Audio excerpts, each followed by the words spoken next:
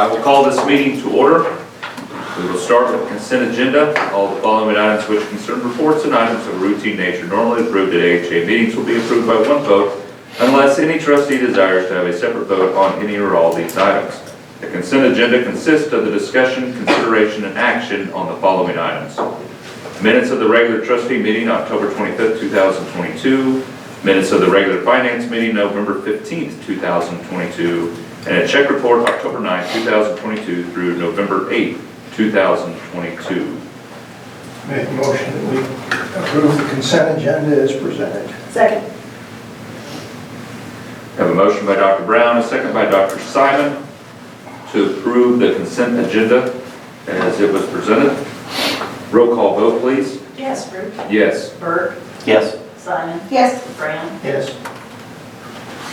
Very good. So we will next move to the CEO's report. Candace? All right. It's been quite busy around here. All of our, as you can see in your statistics, clinics, ER, urgent care have all been quite busy. As far as reports from other departments, HR has been working on several projects. They are looking at our wage matrix, making sure that all of our employees are paid appropriately and competitively. We'll be looking at a report here, hopefully by this time next month, we'll have a report on that. You can see the numbers as far as turnover and HR's reports. As far as IT goes, that project, I'll probably leave most of that for Angelica to report, but very happy with how the implementation is proceeding. Much better than last time. We've got a lot better communication tools available to us.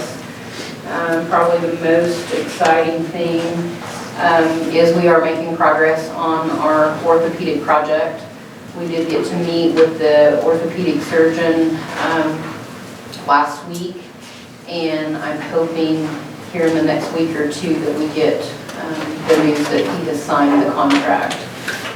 So he was on site last Friday, and it seemed to go very well. He was excited about the space and felt like that this would be a good match. So fingers crossed that we get a little bit further down the road in the month of December on that. Other than that, I don't have anything. Are there any other questions for Candace about her report? I move we approve the CEO's report as presented. Second. I have a motion by Dr. Brown, a second by Dr. Simon to approve the Share Medical Center report for November 22nd, 2022. Roll call vote, please. Bert. Yes. Simon. Yes. Brown. Yes. Gasper. Yes. Candace, thank you. Next is CFO's report. Angelica. All right, so at the end of October, we closed out our operating cash of $26,000, which is less than a day of operating expenses. I'm happy to report that we have resolved all of our Medicare issues. I know we talked about it a little bit last month, but it did allow us to get any payment holds released and get everything back to us. So you can see that that caused or assisted with our AR decreasing by about $300,000 in the month of October. Our unbilled AR increased to about 14 and a half days.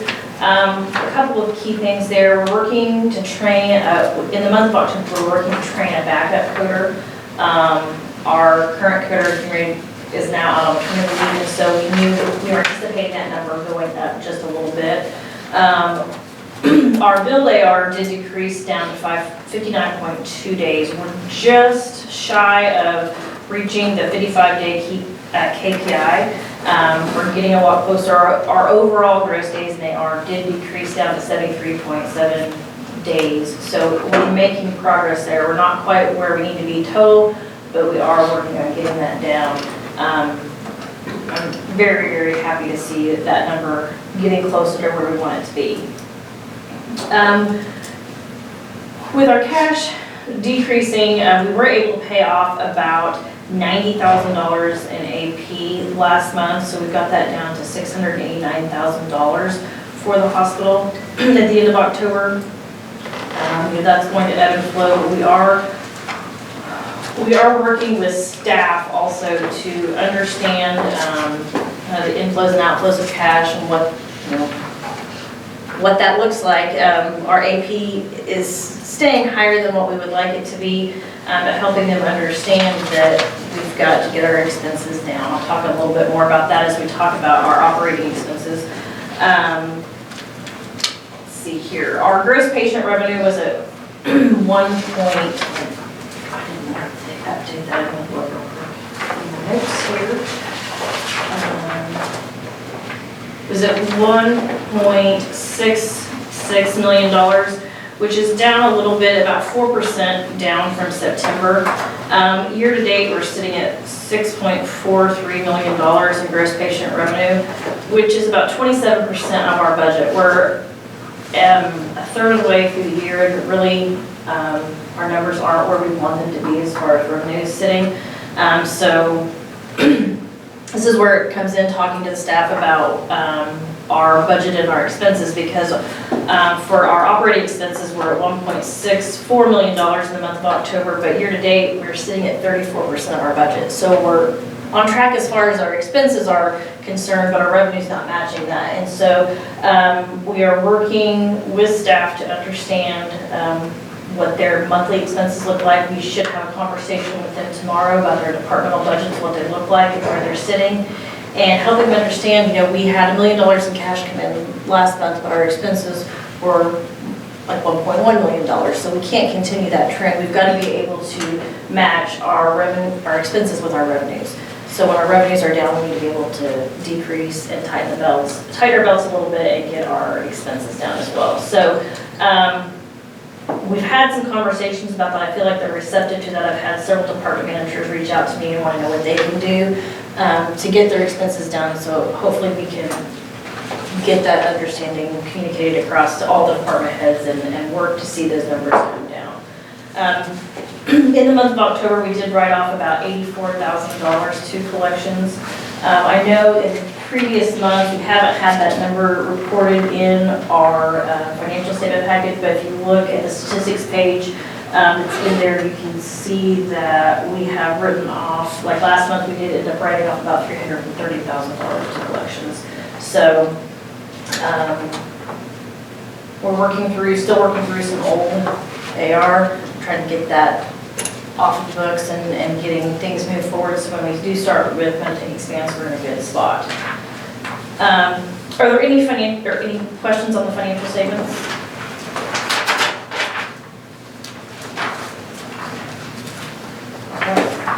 So Candace did talk about our conversion to Medtech Expanse. We're about 220 days away from go live. Our project manager was in-house earlier this month. I think we have a great project manager. I'm excited to work with her. Her and I have been meeting pretty much about twice a week. We meet virtually and have conversations, and we're moving things forward. Right now, we're still on target for July 1st go live.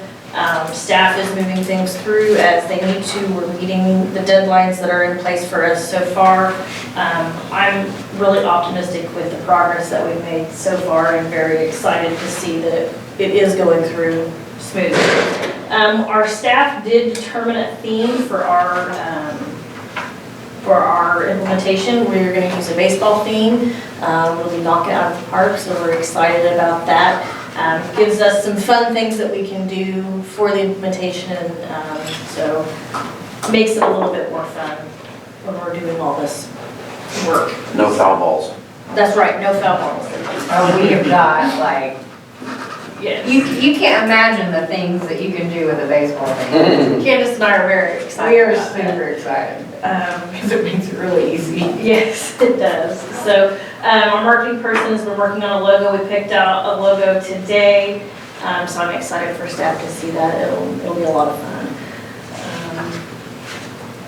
Couple of other pieces to update you with. Forvis, I did get an update from them today on our cost report. The nursing home cost report has been submitted. We're working on the final piece of our hospital cost report. I don't want to speak too soon since it's not finalized yet, but we are looking at a favorable cost report, anticipating money coming back to us. So that will help greatly in the upcoming months, especially as we move forward in this implementation, because we are anticipating that we will see a kind of a stall in cash flow in July whenever we make that conversion. Our auditors were on site this month as well.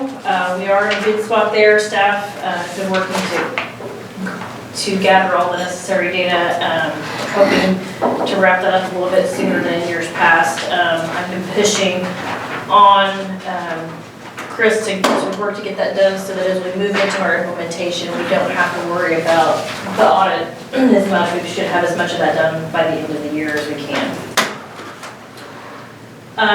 We will be moving forward on Monday with Invitify. Staff's been doing training. We've been working on scripting and processes and procedures for Review-Courier. So this is the non-recourse financing option for our patients. They'll have the ability to use that up front when they come in if they have a procedure or something that's going to cost them more than $500 and they're unable to pay for that out of pocket. They'll be able to look at this financing option. And we are also going to look at that on the back end. So if you have a bill that's over $500 and you'd like to be able to pay that off with this financing option, you'll be able to utilize it there as well. So we're hoping that that will also improve our collections, giving the front desk staff script and the process and procedure to collect those monies is going to be great. It will allow them to kind of work through those processes and have those conversations that they aren't currently having. So even though we may have someone who's not going to utilize this financing option, they're still having a conversation about collecting past due balances or due balances. So I think it will be really great for us. That's really all that I have, unless I missed something that I can think of. Do you guys have any questions for me? All right. So when are they thinking about finishing up that cost report, did you say? It should be, we're hoping to have it done by the end of this week. We're just finalizing the bad debt portion, so. That's due next week, Yes, right? it is. It's due the first, yes. So. All right. And usually it's 60 to 75 days after they complete that and submit it that we could actually get our Around the first of March. Yeah. Chris had mentioned like February time, that's what he was thinking, so. Okay. All right. Any other questions for Angelica? If not, we have, the next item is to approve or disapprove the Westcom nurse call system with Index of Oklahoma. If you look back several tabs, you'll see the scope, pricing, and the notes in regards to that item. You want to talk about that? Yes, so we are asking for $199,187. This is COVID money. We have received final approval from, it is the, my brain isn't working. It is the Office of Rural Health, thank you, Candace, that we're receiving this COVID funding from. We had to send them a proposal of what we were wanting to purchase with this money, and we did get approval that we were approved to spend that money for this nurse call light system. So we are not, you can see in the proposal that if you look through everything, the numbers that we're asking for is less than what the overall proposal has in it. We are going to get the basic call light system for all of the floor in the emergency room. We will have an automated code blue paging system that goes out. We will have new beds that we're looking for. They'll have a Wi-Fi interface so that all of the systems in the nursing home system operate together. We will have a unit care board at the nurse's station and some workflow stations that will be at the doorway of each patient room. And then there's a variety of interfaces in order for it to work with our EHR system that we'll need to purchase as well. We are planning to have electronic patient care boards in each patient room. However, we are going to buy those externally because we can get them at a better price than if we go through Westcom to purchase them. So we will see an additional spend of about $14,000 to buy those and have those installed in the rooms. But we can do that through our contract much cheaper than what they would be willing to give those to us at. So we are also, go ahead, Jason. No, I didn't interrupt. I was just going to say that the foundation is also doing a drive to raise money for beds. The beds that we are looking at purchasing are all compatible with this nurse call-out system, so it will bring even more technology to our nurses and allow them to operate more efficiently. So, I guess I'm thinking on these interfaces, is that something that will be an ongoing expense outside of the maintenance agreement that we'll have to pay for Meditech and then to work together? So the interfaces are one-time expenses that will allow us to make those two systems talk. Now, if we would make a change to those systems, then we would have to potentially look at another expense there, but I'm hoping that we aren't changing our EHR expense thing. Right after we install them. Here, I'll give you one more. Okay. So then the price for all this stuff is covered in that money that we Yes. paid for? Yes. Okay. So the 199, and because it then says like 14,000 in-house. Yes, so that is the patient care boards that we're going to purchase internally through a purchasing contract. We won't be buying those through Westcom. So it's an additional expense. I wanted to make the board aware that we would be spending that additional money, but it's not part of the Westcom proposal. Okay. And that would be COVID money or that would be our money? Yes, it would The be 14 yes. would be as well? What's a patient care board? So those are going to be the electronic patient boards that are in the room. So it would take the place of the whiteboards that are in the hospital room that give like who your nurse is, what your pain is, all of that information. It would all be electronic. And part of the reason that we can use COVID monies for the purchase of that equipment is, with the whiteboard, everybody touches the whiteboard. This would eliminate the need to touch it. It would all be entered electronically.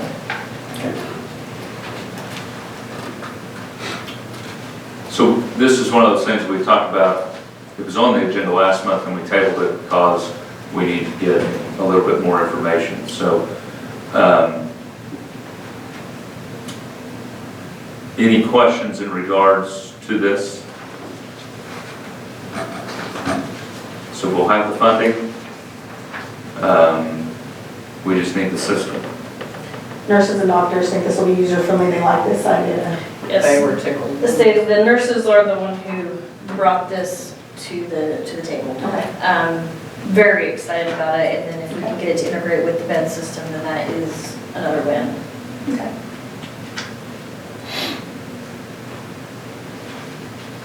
I make a motion that we approve the Westcom nurse call system with index local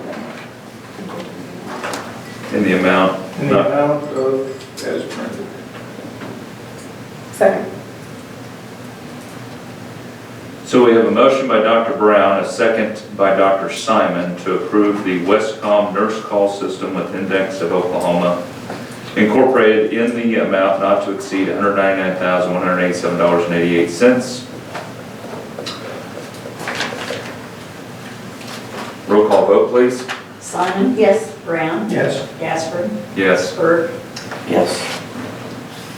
Okay. The next item is the approval or disapproval of the Earth Smart to provide controls on AHU-1 air handler in its zones not to exceed $52,480. So this is air handler for our surgery area. So currently, on surgical days, we have to basically designate one maintenance guy to manually adjust the air handler in the surgery room. So the humidity, and you control the humidity. It controls the humidity to make sure everything is Set to safe. be at a precise humidity range, and Yes. so to keep it there, literally somebody has to stand by as they're monitoring that to make sure that it stays in that range.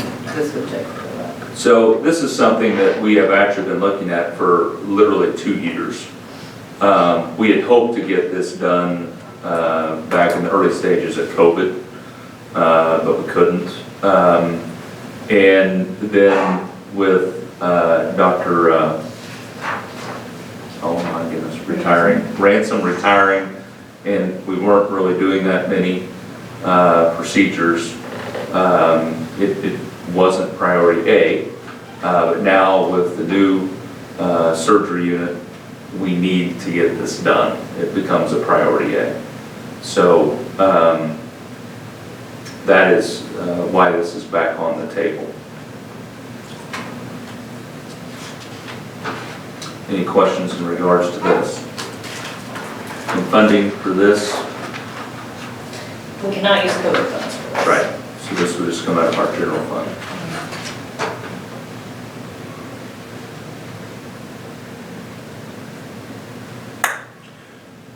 Make a motion to approve the contract with First Smart to provide controls on the air handling systems as printed for the amount as stated. Second.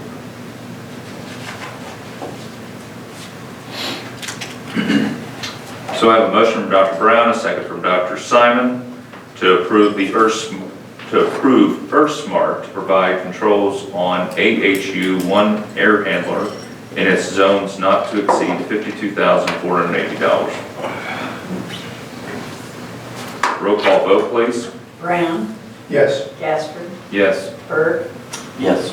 Simon. Yes. Okay. Thank you all.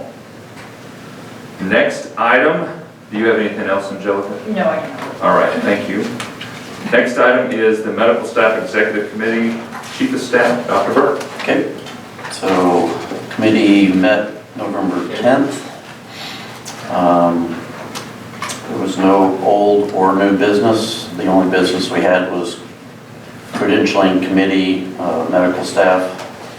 And so it looks like we have 5 credentials to talk about today. The first one is a reappointment to allied staff for Jennifer Nichols, who has been here for how many years? 5 or 6? And she's up for a reappointment. Make a motion that we reappoint Jennifer Nichols, APRN, to allied staff. Second. I have a motion by Dr. Brown, a second by Dr. Simon to reappoint to Allied Staff Jennifer Nichols, APRN. Roll call vote, please. Jasper, Yes. Bert, Yes. Simon, Yes. Brown. Yes. And we have another reappointment, allied staff, Emily Nyer, PA, works in the ER, and she's worked in the ER for how long, probably? 10 years? On and off. Yeah. Yeah, 10 years. So she's up for reappointment to allied staff. I make a motion that we reappoint to allied staff Emily Nyer, PA. Second.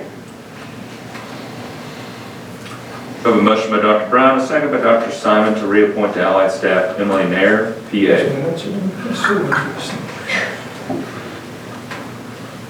Roll call vote, please. Bert, Yes. Simon. Yes. Brown, Yes. Jasper. Yes. And another reappointment to courtesy staff for Dr. Hummel, ophthalmologist. And he's been coming here for over 20 years. Yes. You're right. Yes, so he's up for reappointment to courtesy staff. Make a motion that we reappoint to courtesy staff John Christopher Hummel, MD. Second. Have a motion by Dr. Brown, a second by Dr. Simon, to reappoint to courtesy staff John Christopher Hummel, MD. Roll call vote, please. Simon? Yes. Brown? Yes. Jasper? Yes. Bert? Yes. And we have another reappointment to courtesy staff. Barry Rockler, MD, is a pathologist that works with the pathology group that we send all of our past specimens to. So he is up for reappointment to courtesy staff. Make a motion we reappoint to courtesy staff Barry Rockler, MD. Second. Have a motion by Dr. Brown, a second by Dr. Simon, to reappoint to courtesy staff Barry Rockler, MD. Roll call vote, please. Brown? Yes. Jasper? Yes. Bert? Yes. Simon? Yes. And we have a new appointment to courtesy staff. I'm not going to say his last name because I don't know how. It's Nagy's his first name. Oh. He's also a pathologist that works for the pathology group that Dr. Rockler works with. So he's up for appointment to courtesy staff to help cover some of the pathology services. Make a motion we appoint to courtesy staff Nico Nagy, MD. Second. We have a motion by Dr. Brown, a second by Dr. Simon, to appoint to courtesy staff Ildiko Nagy, MD. Roll call vote, please. Jasper? Yes. Bert? Yes. Simon? Yes. Brown? Yes. And that was pretty much all the business we had. All right. Well, thank you very much. Mhm. Appreciate it. Mhm. Flu numbers, are those coming up? Flu? Oh, gosh. Yeah. COVID's up, flu's up, and then RSV's really bad. Yeah. Really, really bad. It's been bad this week in the clinic with RSV. So there's a trifecta going on right now. Numbers we saw, Chris's numbers have doubled. Yeah, they're sick. She had to send one out by ambulance From the today. office today. From the office. Oh, wow. A 14-month-old. Bad. Yep, Well, bad season. keep up the good work. Stay healthy. Yes. Yeah. Thank you for your report. You're welcome. Coffee? So you got your coffee minutes. I think they get more lengthy each time we get here, which is good. Means we're doing a great job of being thorough. Did anybody have anything specifically after looking through those that you wanted to talk about more in depth?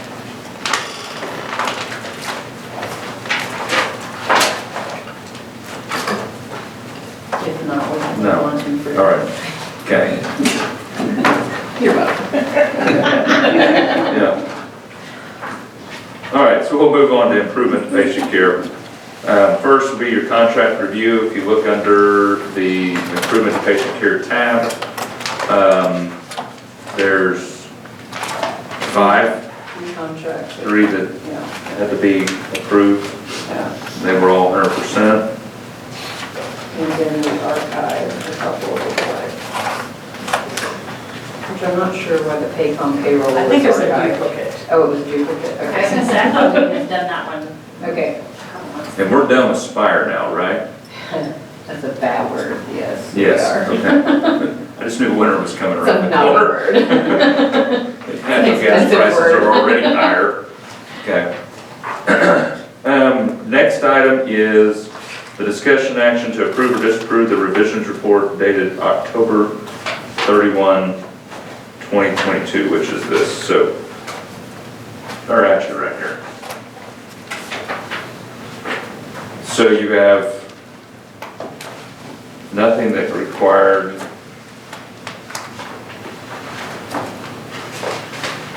action, but we still have to approve it Yes. once a month. So I would entertain a motion. Make a motion we approve the revisions report dated October 31, 2022. Second.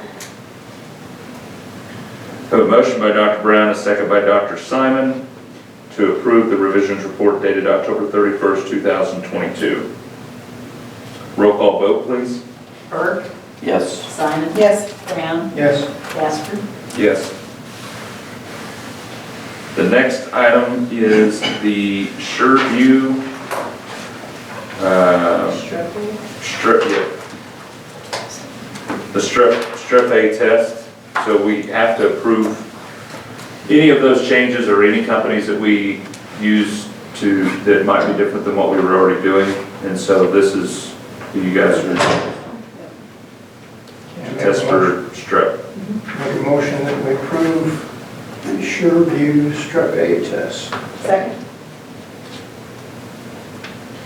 Have a motion by Dr. Brown, a second by Dr. Simon to approve the SureView Strep A test.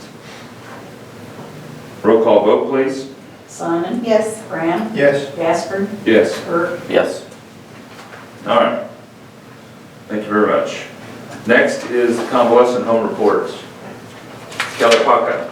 Well, I've been trying to, I didn't print off all my papers, but, so I tried to look off my phone, but we'll muddle through this. You should have got my report in with your board packet, but I'll start with the financials.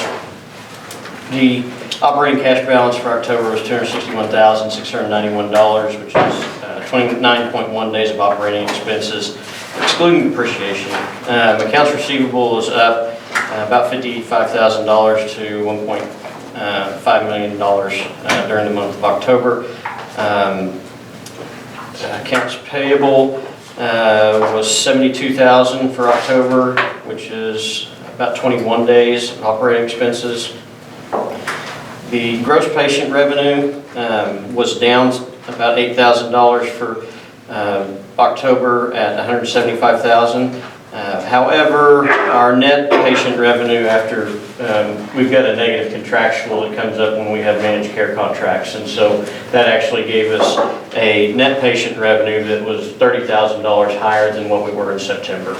And then our total operating revenue for October was about $51,000 over September, because we also received another round of payments from the Healthcare Authority for basically COVID. So, salaries and wages for October. I've been watching this, and Angelica and Chris and I had looked at this morning, and or yesterday. They're kind of running together, I'm not sure. If you look on the month-to-month comparison of salaries for the nursing home, you'll see that there's quite a bit of fluctuation. And it just, looking at it, I didn't think it looked right. And according to the way that the accruals are done at the end of the month, the report isn't wrong, but a truer reflection is that we stay between about, for this fiscal year, we've stayed between about $159,000 and $163,000. And had, our deviation is much less when we look at the pay per day after all payroll's been approved at the end of the month. But sometimes that isn't in time for finance reports to be prepared. So that's why the accrual kind of gets a little bit jumpy. It looks like we had a big increase in salaries and wages, but in reality, we were actually down a little bit compared to the month before, and it's closer to about $160,000 to $163,000. After all of the expenses were in, we did still have a net operating loss of $64,000.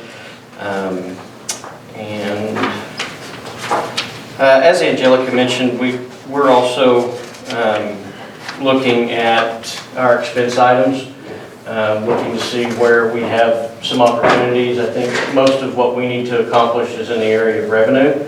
And so I've been working with our referral team to do a better job of taking advantage of some opportunities to bring more people into our facility. As of today, we have been averaging over 30 residents a month a day in the month of November, which is an increase.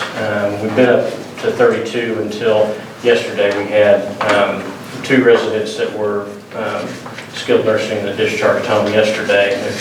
So, I mean, that's doing what we're supposed to do there. So,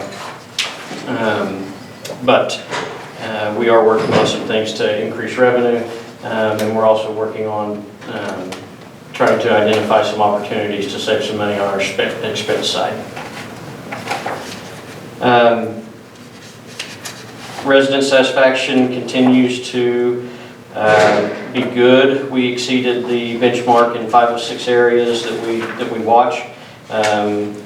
Our call response times are still good. We average about 2 minutes, a little over 2 minutes per each time somebody hits their call light button. Couple staff to recognize: Danielle Farmello. She was hired in our dietary department, and she's transferred to our nursing department, and she got her nurse aide certification. And then Haley Campbell was hired as a nurse aide, and she has achieved her medication aide certification. Our overall hours per patient day for direct care staff is down, so we are operating more efficiently. And I'm happy to answer any questions you might have regarding convalescent home.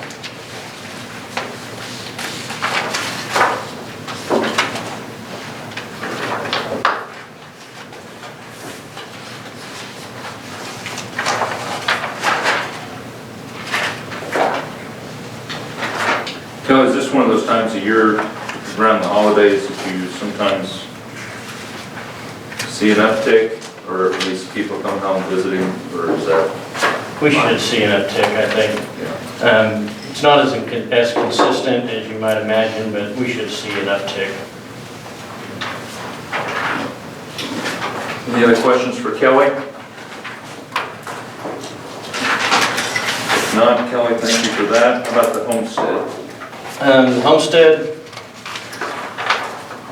had a slight increase in census as well. They're up over about 31 monthly rentals per night. They have had a couple people move in, so that's good. And they'll be having their Christmas open house here in the next week or so. Or in the next week or so after the first of the month. Sorry, I think it's the 12th, but if you don't quote me on that, we'll be all right. They've had some work done on the lighting in the lobby. There's continued to be some work on updating emergency lighting fixtures. They bought some TVs for their furnished guest rooms, and there's been quite a bit of cleanup around the facility. So, I think that takes care of just the general report. As far as the financials are concerned, they had $71,000 in revenue, which is an increase of about $11,000. Versus September.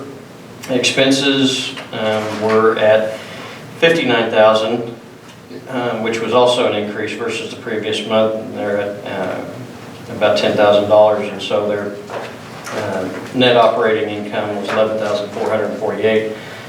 Year to date, the homestead has a slight increase over last year in gross revenue at $246,000 versus $241,000 last year, and they have also just a slight increase in expenses at $210,000 versus $199,000 last year, for a net income of $35,589 year to date. questions regarding the homestead.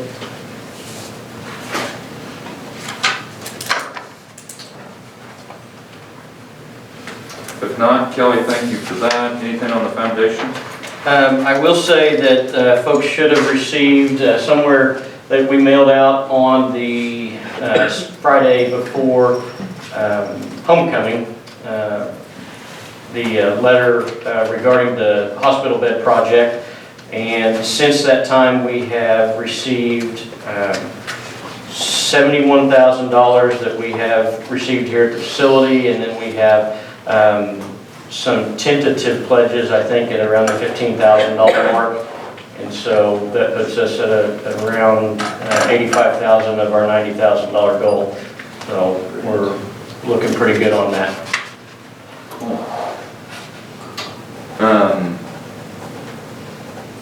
Okay, anything else? We will be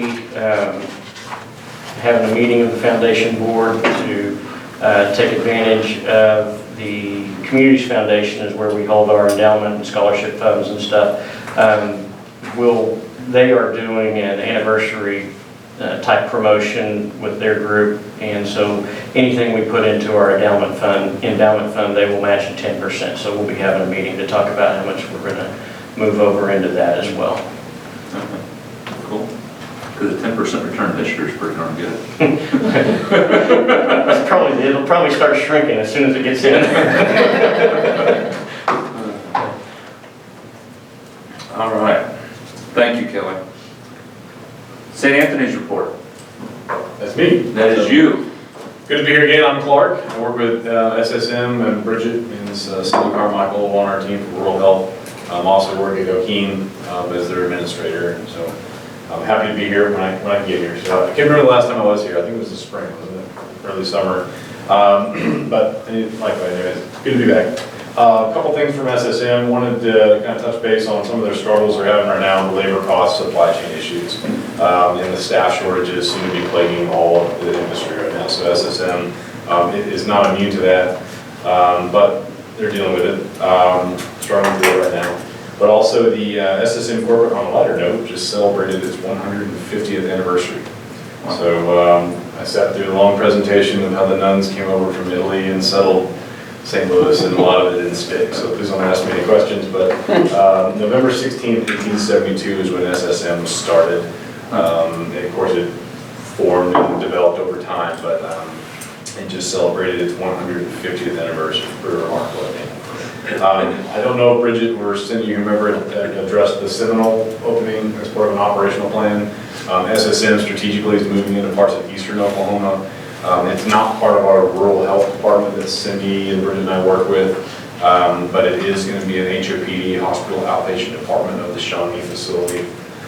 So there will be the 5 fully owned locations in the city, and then Seminole is added as of July 1st, but it's relatively small, 2 beds or 4 bed facility in Seminole, Oklahoma.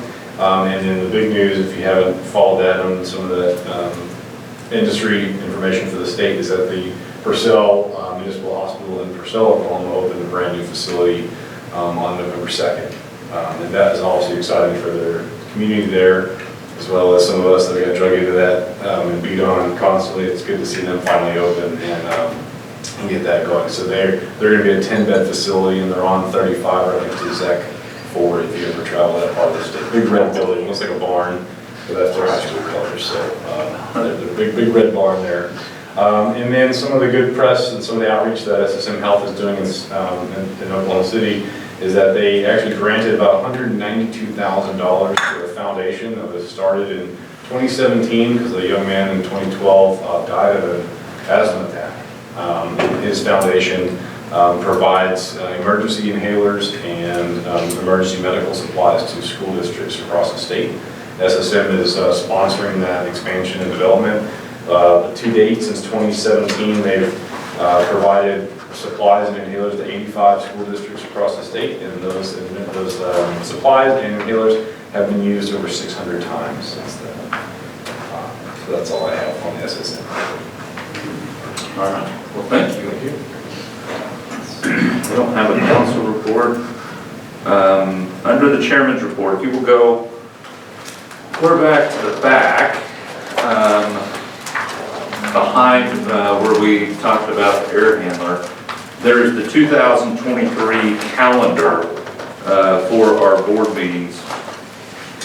We are to approve that so that those can be posted down at City Hall for the year. And so